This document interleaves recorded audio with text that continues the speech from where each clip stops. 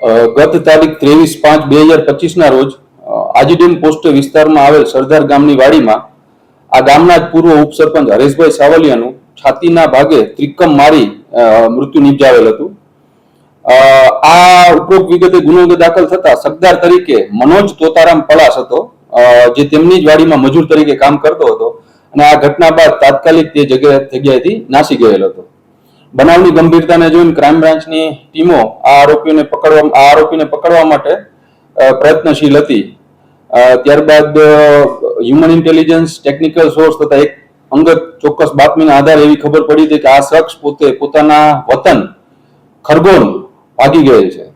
ત્યારબાદ crime branch PSI વીડી ડોડિયાની ટીમે ખૂબ જ મહેનતથી આરોપીને દુધિયાપટ ગામ, જિલ્લો ધાર, મધ્યપ્રદેશથી પકડી લેવામાં આવેલ છે।